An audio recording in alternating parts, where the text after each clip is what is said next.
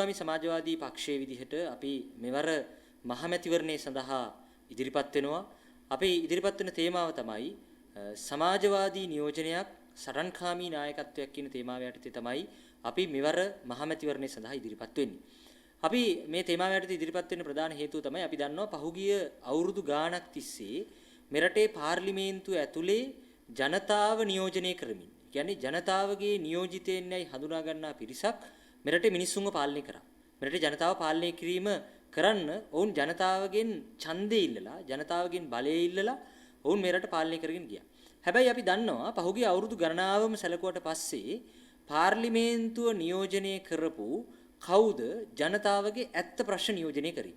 ජනතාවගේ ඇත්ත ප්‍රශ්න වලින් පෙනී හිටියේ. අපි දැන් උදාහරණයකට ගත්තොත් එහෙම දීවර ඇමතිවරයා දීවරයාගේ ප්‍රශ්නද නියෝජනය කරේ නැත්නම් අර මහා පරිමාණ සමාගම් මාළු වෙළඳාම කරන මත්ස්‍ය වෙළඳාම කරන මහා පරිමාණ සමාගම් වල පැත්තද දීවර ඇමතිවරයා ගත්තේ. දැන් කෘෂිකර්ම ඇමතිවරයා ගත්තොත් එහෙම අපි දන්නවා කෘෂිකර්ම ශාස්ත්‍රයේ තියෙන සමාගම් තමයි නියෝජනය කරේ. ඒ සමාගම් වල ලාභ වෙනුවෙන් තමයි ඔවුන් පෙනී හිටියේ. වකුගඩු රෝගය හැදෙන්න නිදන්ගත වකුගඩු රෝගය හැදෙන්න කෘෂි රසායනික බලපෑම් සහගතව මැදිහත් වෙනවා. ඒකට බලපෑමක් තියෙනවා කියලා කියද්දිත් ඒවා තහනම් කිරීම වෙනුවට ඒවා ගෙන්වන්න අදාළ නිල තත්ත්වය තමයි ලබා දුන්නේ කෘෂිකර්ම ඇමතිවරු මේගොල්ලෝ මැදිහත් වෙලා. අපි දන්නවා පරිසර ඇමතිවරයා පරිසරය ආරක්ෂා කිරීම සම්බන්ධයෙන් පහුගිය කාලේ මොනවද කරලා තියෙන්නේ. අපි දන්නවා මෑත ඉන්න කෘෂිකර්ම ඇමතිවරයා ගත්තත් ඒ තියෙන්නේ පරිසරය ආරක්ෂා කිරීම පැත්තෙන්. කියන්නේ මිනිස්සුන්ගේ සත්තුන්ගේ මේ ජීවිත ආරක්ෂා කිරීම පැත්තෙන් නෙවෙයි ඔවුන්ගේ මැදිහත් වීම තියෙන්නේ. පරිසරය විනාශ කරමින් පරිසරය බරපතල විදිහේ විනාශයකට ලක් කරමින් කරගෙන යන වැඩ කටයුතු වලට ඉඩහසර හදලා දෙන එක, ඒවට නීතිමය ආධාර අනුබල දෙන එක, මේක තමයි පරිසර ඇමතිවරයාගේ කාර්යභාරය බවට පත් උනේ. කම්කරු ඇමතිවරයා ගත්තොත් එimhe අපි දන්නවා කම්කරු ඇමතිවරයා පෙනී හිටියේ පහුගිය කාලයක් තිස්සෙම සමාගම් වල ලාභ වෙනුවෙන්. ඒ කියන්නේ සමාගම් වල ලාභේ වැඩි කරගන්න කම්කරුවගේ ශ්‍රමයේ සූරාගෙන කන්නේ කොහොමද? ලාභ වැඩි කරගන්න කම්කරුවගේ වැටුප තුට්ටු දෙකට දාලා ඒ ශ්‍රමය තුට්ටු දෙකට විකුණන්නේ කොහොමද කියන කාරණේට තමයි කම්කරු ඇමතිවරයා පහුගිය කාලේ මැදිහත් වුනේ. එහෙම නැත්නම් කම්කරු නීතිය ආරක්ෂා කරන්න, ඒ වගේම තමයි කම්කරුවන්ගේ සුබ සාධන කටයුතු වලට කම්කරුවගේ වැටුප් පිහලා දාන්න, විශ්‍රාම වැටුප නොකපයින්න, ETF වරමුදල් ආරක්ෂා කරන්න. මේ වෙනුවෙන් නෙවෙයි කම්කරු ඇමතිවරයා නිශ්චිතවම පෙනී හිටියේ. ඒ නිසා අපි හිතනවා දැන් අනිත් ශේෂ්ත්‍ර ගත්තත් මේ ජනතාවගේ ඡන්දේ කාලේට අපි දන්නවා ගෙවල් ගානේ ඇවිල්ලා ඡන්දේ ඉල්ලලා Tamanට ඡන්දේ දෙන්න කියලා පොරොන්දු 100 ගාණක් දෙනවා. සහන ඒවා මේවා ගැන පොරොන්දු 10 ගාණක් කියනවා. හැබැයි පාර්ලිමේන්තුවට ගියාට පස්සේ කිසි කෙනෙක් Tamanට ඡන්දේ දීපු ජනතාවගේ ඇත්ත ප්‍රශ්න නියෝජනය කරලා නැහැ. ඒ නිසා අපි හිතනවා මේ පාර්ලිමේන්තුව කියන්නේ තවදුරටත් මහ ජනතාවගේ ප්‍රශ්න කතා කරන තැනක් නෙවෙයි. මේක ඇවිල්ලා Tamanගේ බලය රැකගන්න, Tamanගේ බලය තියාගෙන යන්න, Taman සාමාන්‍ය මහ ජනතාවට වඩා වරප්‍රසාද ලත් පුද්ගලයන් බවට පත් කරන්න හදාගත්ත තැනක් තමයි පාර්ලිමේන්තුව කියලා කියන්නේ. එහෙනම් කෙනෙකුට හිතෙන්න පුළුවන් ඇයි අපි මහමැතිවරණ ඉදිරිපත් වෙන්නේ? ඇයි අපි පාර්ලිමේන්තු මැතිවරණය සඳහා දේශපාලන පක්ෂයක් ඉදිරියට ඉදිරිපත් වෙන්නේ? ඔව් අපි හිතනවා මේ මැතිවරණ කියන්නේ මිනිස්සු සාමාන්‍යයෙන් දේශපාලනිකව වෙනදට වඩා සක්‍රිය වෙන තැනක්. සක්‍රිය වෙන අවස්ථාව. මිනිස්සු දේශපාලනය ගැන කතා කරන අවස්ථාව. රටේ දේශපාලනය සම්බන්ධයෙන් යම් සාකච්ඡාවක් මතුවලා තියෙන අවස්ථාවක්. ඒ නිසා අපි හිතනවා මේ අවස්ථාව පාවිච්චි කළ යුතුයි ජනතාව සංවිධානය කිරීම සඳහා. ජනතාවගේ බලයක් ගොඩනැගීම සඳහා. ඒ නිසා තමයි අපි කියන්නේ අපි සමාජවාදී නියෝජනයක්. දැන් අපි දන්නවා පහුගිය කාලේදී කොරෝනා වසංගතය ඇවිල්ලා තිබුණා. කොරෝනා වසංගතය ඇවිල්ලා පහුගිය කාලේ අපි දන්නවා ලෝකෙ පුරා බරපතල විදිහේ අර්බුදයක් නිර්මාණය වෙලා තිබුණා. ඒ කියන්නේ ලෝකෙ මිනිස්සු දහස් ගාණක්, ලක්ෂ ගාණක් මරණයටපත් වෙලා තියෙනවා මේ වෙද්දි. තවත් විශාල පිරිසකට කොරෝනා වසංගතය වැළඳිලා තිනවා. දැන් මේ වසංගතය ඇතුලේ ලෝකෙ පුරා උප්පෙච්ච දෙයක් තියෙනවා. ඒ තමයි මේ පවතින ක්‍රමවේදයේ අසමත් ලෝකේ මිනිස්සුන්ගේ ජීවිත තවදුරටත් ආරක්ෂා කරන්න. කොරෝනා වසංගතය නිසා බරපතල ලෙස පීඩාවටපත් වුණේ. අපි අපේ රටේ උදාහරණයක් ගත්තොත් එහෙම බරපතල විදිහේ පීඩාවටපත් උනේ කොරෝනා වසංගතයට ගොදුරුනේ. ඒ වගේම තමයි එතනින් එහාට ගිහිල්ලා එකෙන් ආරක්ෂා වෙද්දී බරපතල පීඩාවට ලක් වෙන්න සිදු වුනේ. අර ඊටාම පහසුකම් අඩු, ඊටාම දුෂ්කර කොන්දේසි යටතේ ජීවත් වෙන අය. ඒ සෞඛ්‍ය පැත්තෙන් ඒක වෙද්දී ආර්ථික පැත්තෙන් වඩා දුෂ්කරතාවයටපත් උනේත් එදිනෙදා ජීවිතය ගෙනියන්න එදිනෙදා කීයක් හරි හොයාගත්ත අවිධිමත් ශ්‍රම කටයුතු වල නිරත වෙච්ච කුලී වැඩක් කරපු මේ වගේ බහුතරයක් පිරිස, විශාල ප්‍රමාණයක් මේ වගේ පිරිස තමයි ඒකෙන් වැඩිම පීඩාවටපත් උනේ. එහෙනම් මේ ක්‍රමය ලෝකෙ පුරා ගත්තොත් එහෙම දැන් ඇමරිකාව, එංගලන්තය, ඉතාලිය, ප්‍රංශය මේ රටවල් තමයි ලෝකේ පොහොසත් රටවල් ලෙස හඳුන්වපු රටවල්. ලෝකේ දියුණුවයි සම්මත රටවල් මේවා. හැබැයි අපි දන්නවා අදටත් අපි මේ කතා කරන මොහොත වෙද්දිත් දහස් ගාණක් මිනිස්සු ඒ රටවල් වල අඩුම තරමේ සෞඛ්‍ය පහසුකම් ලබා ගන්න බැරුව මේ යමින් ඉන්නවා. එහෙනම් හිතලා බලන්න මේකෙන් ඔප්පු වෙච්ච කාරණේ තමයි නිදහස් අධ්‍යාපන ක්‍රමය, නිදහස් සෞඛ්‍ය, මිනිස්සුන්ගේ ජීවිත පිළිබඳව ආණ්ඩු වලට රජයන් වලට තියෙන වගවීමක් තියෙන එක. මිනිස්සුන්ගේ බදු මුදල් මිනිස්සුන්ගේ අවශ්‍යතා සම්පූර්ණ කරන්න පාවිච්චි කරන එක. මේවා නැතුව සමාජයකට පැවැත්මක් නැහැ කියන එක තමයි ඔප්පුනේ. එහෙනම් මේ ක්‍රමයේ යල්පැනලා ගිහිල්ලා කියලා දැන් ඔප්පු වෙලා ඉවරයි.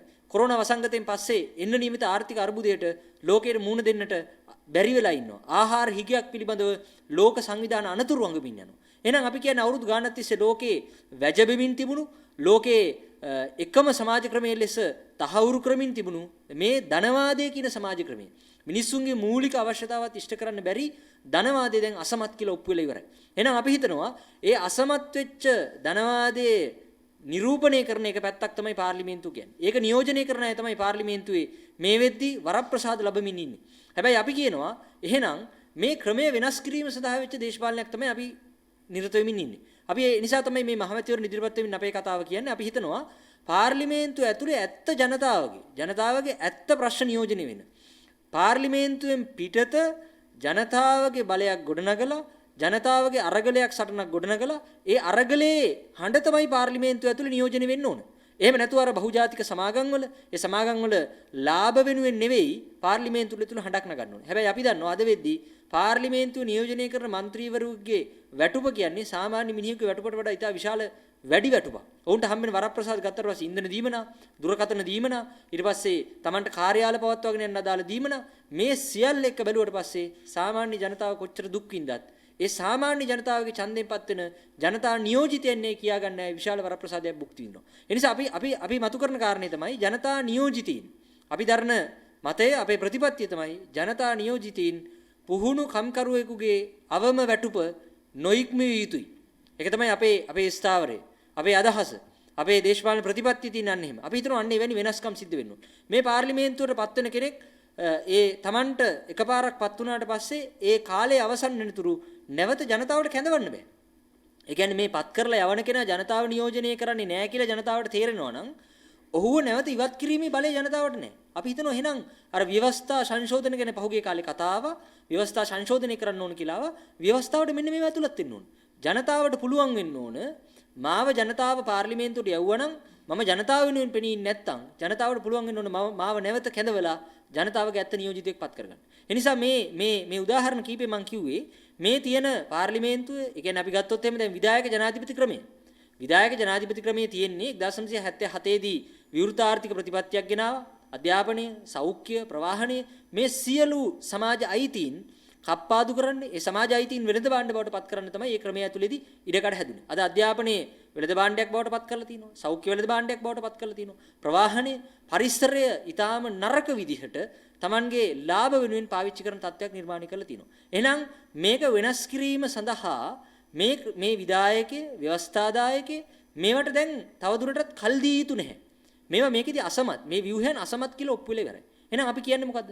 අපි කියනවා මේ ආර්ථිකය. මේ ආර්ථිකය ගත්තොත් එහෙනම් මේ ආර්ථිකයට අපි හැමෝම සම්බන්ධ වෙනවා. අපේ ශ්‍රමය, අපේ කාලය, මහන්සිය මේ හැම දෙයක්ම මේ ආර්ථිකය ගොඩනැගීම සඳහා සම්බන්ධ වෙලා තියෙනවා. අපි වැඩ කරනවා. අපේ අම්මා තාත්තා උදේ ඉඳන් රැය වෙනකල් වැඩ කරනවා. ලංකාවට වැඩිම විදේශ විනිමය ගේන්නේ වතුකම්කරුවෝ, ඒ වගේම තමයි ගෘහ සේවිකාවන් විදියට විදේශ රටවලට ගිහිල්ලා වැඩ කරන අය, ඇඟලුම් කර්මාන්තශාලාවල වැඩ කරන සහෝදර සහෝදරියන්.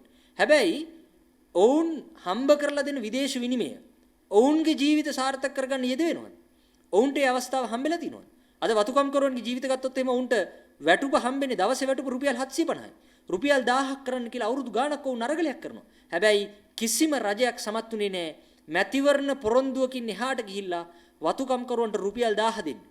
අපි අහනවා දැන් මේ ආර්ථිකයද අපි තවදුරටත් පවත්වාගෙන යන්න ඕන. ගෘහ සේවිකාවන් විදිහට අද ගිහිල්ලා ඉන්න අය රටවිරුව කියලා විශාල සංදර්ශනයක් කරා ඡන්දේ කාලෙදී. හැබැයි අපි දැක්කා කොරෝනා වසංගතයෙන් මිය යද්දී Taman දන්නේ නැති රටක Tamanගේ නෑදෑ හිතමිතුරන් පවුලේ කිසි කෙනෙක් නැතුව දුක් විඳලා කොරෝනා වසංගතයට ගොදුරු වෙලා ගෘහ සේවිකාවන් මිය යද්දී මේ රටට ඔවුන් ගෙන්වා ගැනීමට ආණ්ඩුව පහුගිය කාලේ වැඩපිළිවෙලක් කරේ. මේ ධනවාදී අර්බුදය මේක තමයි. ඇඟලුම් කර්මාන්තශාලාවල ඉන්න සහෝදර සහෝදරියන්ව කොරෝනා වසංගතයේ වෙලාවේදී ඇඳිරි නීතිය තීද්දි වැඩ ගත්තා. ඒකලා වුණ අර සත්තු එළියට දානවා වගේ. සත්තු එළියට දානවා වගේ එළියට දාපු එක තමයි කරේ. හැබැයි අර ව්‍යාපාරිකයන්ගේ ලාභ ඔවුන් අත්පත් කරගත්ත දේවල් මේ කිසි එකක් හොල්ලන්න ආණ්ඩු කටයුතු කරේ නැහැ. මේක තමයි ධනවාදයේ ඇත්ත ස්වභාවය. ඒ නිසා අපි හිතනවා මේ ආර්ථිකයේ මෙහෙම ආර්ථිකයක් වෙන්න බෑ. මේ ආර්ථිකයේදී හැමෝටම සමානව මේව බෙදලා යන්න ඕන. ආර්ථිකයේ තීරණ ගන්න බලය කම්කරුවට නැහැ. දැන් අපි හිතමු පහුගිය කාලේ මේ හැමදේටම හොඳ උදාහරණ තියෙනවා. අපි හිතුවොත් එහෙම ගොවි ජනතාව. වීවගා කරන කෙනාට Tamanගේ අස්වැන්නේ මිල තීරණය කරන්න බෑ. ඒක තීරණය කරන්නේ හාල් මෝල් හිමියෝ. ඒවා ගන්නවද නැද්ද කියලා තීරණය කරන්නේ හාල් මෝල් හිමියෝ. ආණ්ඩුව කරන්නේ ඊටාම අඩු මිලට මේවා අරගෙන හාල් මෝල් හිමියන්ට වැඩි මිලට විකුණනවා. ඒතර ආණ්ඩුව ඉන්නේ කාගේ පැත්තේද? ආණ්ඩුව ඉන්නේ හාල් මෝල් හිමියන්ගේ පැත්තේ. ගොවියන්ගේ පැත්තේ නෙවෙයි. වට්ටක්ක ගොවියන්ට සිද්ධ වුණා කොරෝනා කාලේදී Tamanගේ වට්ටක්ක ටික විකුණ ගන්න බැරුව ඒවා මහපාරේ දාගෙන ඉන්න සිද්ධ වුණා. දැන් මේක තිබුණේ කොරෝනා කාලේ විතරක් නෙවෙයි. ඊට කලිනුත් වට්ටක්ක ගොවියෝ දඹුල්ලේ වෙළඳ පොළට ඇවිල්ලා ඒක විකුණ ගන්න බැරුව මහපාරේ Tamanගේ අස්වැන්න තියාගෙන හිටියා. අන්න ගොවියට නෑ අයිතියක් Tamanගේ අස්වැන්නේ මිල තීරණය කරන්න. ගොවියට නෑ අයිතියක් Taman මොනවද වවන්නේ? ඒ වැවුවට පස්සේ Tamanගේ ජීවිතයකින් ගෙනියන්නේ කොහොමද කියන එක ගැන තීරණය ගන්න ගොවියට අයිතිය අහිමි කරලා තියෙනවා. එහෙනම් අපි කියනෝ නෑ මේ ආර්ථිකයේ තියෙන්න ඕන වැඩ කරන ජනතාව තීරණ ගන්න ආර්ථිකයක්. වැඩ කරන මිනිස්සුන්ට ඒක තීරණ ගන්න පුළුවන් හැකියාව තියෙන්න ඕන. වැටුප් ගත්තොත් එහෙම අපි දන්නවා පහුගිය කාලේ විශ්‍රාම වැටුප කැපුවා. එක ආණ්ඩුවක් විශ්‍රාම වැටුප කැපුවා. මේ ආණ්ඩුව විශ්‍රාම වැටුප දෙනවා කියලා ආවා. හැබැයි තාමත් අදට හම්බෙච්ච විශ්‍රාම වැටුපක් නැහැ. මේ වගේ බරපතල අධ්‍යාපනයේ අයිති ඉල්ලලා සෞඛ්‍ය අයිති ඉල්ලලා දහස් ගාණක් පහුගිය කාලේදී විශ්වවිද්‍යාල ශිෂ්‍යෝ ඒ වගේම ප්‍රගතිශීලී වෘත්තීය සමිති මේ හැමදේම අරගල කරා. හැබැයි අදටත් අපේ රටේ ව්‍යවස්ථාවවත් අඩු ගානේ පිළිගන්න සූදානම් නැහැ. අධ්‍යාපනයේ අයිතියක්, සෞඛ්‍ය අයිතියක්, ප්‍රවාහනය කියන්නේ අයිතියක්, නිවාස කියන්නේ අයිතියක්, අපිට ජීවත් වෙන්න තියෙන පරිසරය ආරක්ෂා කර ගැනීම කියන එක අයිතියක් කියලා මේ ව්‍යවස්ථාවවත් මේ නීති පද්ධතිවත් පිළිගන්න ලෑස්ති නැහැ. ඒ නීති හැම වෙලෙම තිබුණේ අධ්‍යාපන විකුණන පැත්තේ, සෞඛ්‍ය විකුණන පැත්තේ, පරිසරය විනාශ කරන පැත්තේ. ව්‍යාපෘති ගෙනලා සංවර්ධනය කියලා පරිසරය විනාශ කරන එකයි. මේ ප්‍රශ්න ඔක්කොම වහන්න පහුගිය ආණ්ඩු හැම එකක්ම ගෙනාපු එක උගුලක් තමයි ජාතිවාදය කියලා කියන්නේ. ඒ නිසා අපි හිතනවා ජාතිවාදය අපේ රටෙන් තුරන් කිරීමත් මේ හරහා කරන්න ඕන. සිංහල වේවා, දමිළ වේවා, මුස්ලිම් වේවා, පීඩිත ජනතාව ඔක්කොම එකතු වෙන දේශපාලන ව්‍යාපාරයක් ඕන. ඒකට නායකත්වය දෙන දේශපාලන ව්‍යාපාරික අවශ්‍යතාවය තියෙනවා. අපි මේ මහමැතිවරණ වෙලාවේදී අපේ රටේ ජනතාවට කියන්නේ අපි එක පැත්තකින් දේශපාලන සිරකරුවන් නිදහස් කර ගැනීමේ ප්‍රශ්නය ආණ්ඩු හැම එකක්ම Tamanගේ මැතිවරණ වේදිකාවල තාමත් කියමින් ඉන්නවා. තාමත් අර පීඩාවට පත්වන ජන ප්‍රජාවන් වෙනුවෙන් වෙච්ච වැඩපිළිවෙලක් හදන්න ඕන සමානාත්මතාවය දෙන්න මේ පහුගිය කාලේ තිබුණු ආණ්ඩු එකක්වත් අසමත් වෙලා තියෙනවා. ඔවුන් කරන්නේ මේ අසමානතාවයේ මත අසමානතාවය පවත්වාගෙන යමින් තමයි ඔවුන්ගේ මැතිවරණ ව්‍යාපාර කරන්නේ. ජාතිවාදයේ වරින් වර අර ඇත්ත ප්‍රශ්න අහන්න පාවිච්චි කරන මෙවලමක් බවට පත් කරලා තිනවා. ඒ නිසා අපි කියනවා ආණ්ඩු පහුගිය කාලේ තිබුණු ආණ්ඩු හැම එකක්ම මේ ධනවාදයේ නියෝජනය කරන ආණ්ඩු කිසිවක් සමත් උනේ නැහැ මිනිස්සුන්ගේ ඇත්ත ප්‍රශ්න විසඳන්න. ඒ වෙනුවට මිනිස්සුන්ගේ ඇත්ත ප්‍රශ්න හංගලා ඔවුන්ගේ බලය රැක ගැනීම සඳහා වෙච්ච ප්‍රශ්න කරලියට ගෙන අපිට තමයි කරේ. මේ මැතිවරණයේ තුලත් දැන් බොහෝම පැහැදිලි පහුගිය කාලයක් තිස්සේ සිද්ධ වෙමින් යන එකේ. ඒ නිසා අපි ජනතාවට ආරාධනය කරනවා අපි සමාජවාදී නියෝජනයක්. සමාජවාදී කියන වෙන කිසි එකක් නෙවෙයි. අධ්‍යාපනයේ අයිතියක් ලෙස පිළිගන්න සමාජයක්. සෞඛ්‍ය අයිතියක් ලෙස පිළිගන්න සමාජයක්. ප්‍රවාහන පහසුකම්, නිවාස, ඒ වගේම තමයි ජීවත් වෙන පරිසරය මිනිස්සුන්ගේ අයිතියක් ලෙස පිළිගන්න සමාජයක්. ඒක තමයි සමාජවාදී සමාජයක් කියලා අපි කිව්වේ. වතුකම් කරුවෝ ඇතුළු ගෘහ සේවිකාවෝ, ඒ වගේම තමයි ඇඟලුම් කර්මාන්තශාලාවල වැඩ කරන සහෝදර සහෝදරියන් වැඩ කරන ජනතාව තීරණ ගන්න සමාජයක් තමයි සමාජවාදී සමාජයක් කියලා කියන්නේ. මනුස්සකම ආදරයේ පිරුණු සමාජයක් තමයි සමාජවාදී සමාජයක් කියලා කියන්නේ. ධනවාදී ලෝකේ පුරා මිනිස්සුන්ගේ ජීවිත බිල්ලට ගන්න එක ඇරෙන්න වෙන කිසි දෙයක් මේ සමාජෙට දීලා නැහැ කියලා ඔප්පු වෙලා ඉවරයි. ඒ නිසා අපි මෙරටේ ජනතාවට ආරාධනය කරනවා. අපේ තේමාව තමයි සමාජවාදී නියෝජනයක්, සටන්කාමී නායකත්වයක්. ඒ නායකත්වය දෙන්න පුළුවන් මෙරටේ ජනතාවට. මෙරටේ ජනතාව එකතු කරන වමේ බලයක් හදන වැඩපිළිවෙල තමයි අපි මේ මැතිවරණදී ඉදිරිපත් කරලා තියෙන්නේ. අපේ වැඩපිළිවෙල මැතිවරණයට අවසන් වෙන වැඩපිළිවෙලක් නෙවෙයි. ඒ සමාජවාදී නියෝජනයේ වටා ඒක රාශි වෙන්න, ජනතාවගේ බලයක් ගොඩනගන්න එකතු වෙන්න කියන පණිවිඩය තමයි අපි පෙරටුගාමී සමාජවාදී පක්ෂයේ විදිහට ඔබට ලබා දෙන්නේ.